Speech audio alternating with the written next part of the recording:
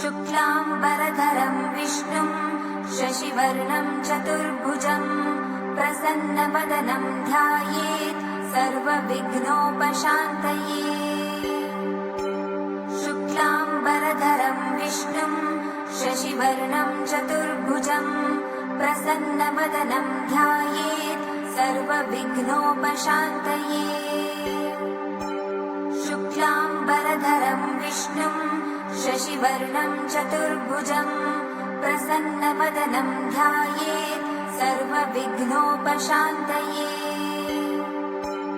शुक्लाम्बरधरं विष्णुं शशिवर्णं चतुर्भुजं प्रसन्नवदनं ध्यायेत् सर्वविघ्नोपशान्तये।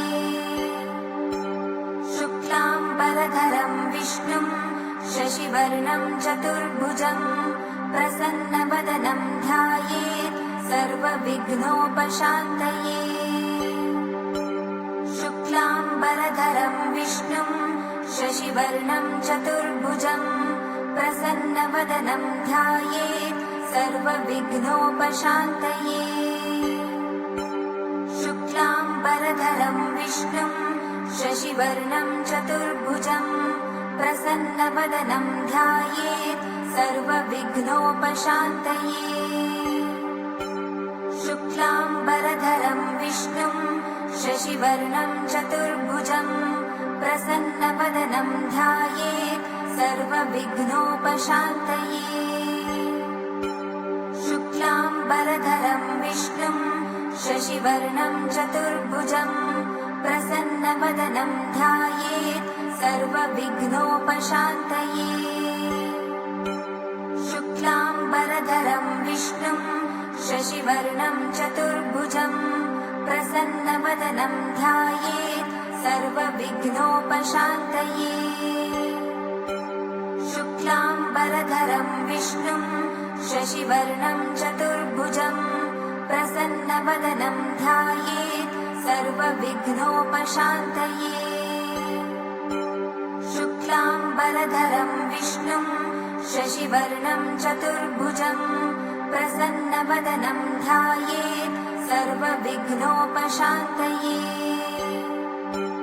शुक्लाम्बरधरं विष्णुं शशिवर्णं चतुर्भुजं प्रसन्नवदनं ध्यायेत् सर्वविघ्नोपशान्तये। शुक्लाम्बरधरं विष्णुं शशिवर्णं चतुर्भुजं प्रसन्नवदनं ध्यायेत् सर्वविघ्नोपशान्तये।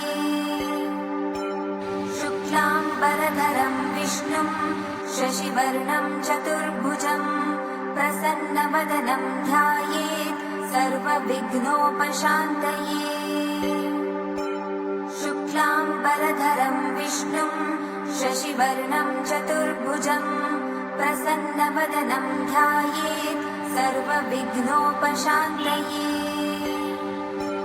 शुक्लाम्बरधरं विष्णुं शशिवर्णं चतुर्भुजं प्रसन्नवदनं ध्यायेत् सर्वविघ्नोपशान्तये।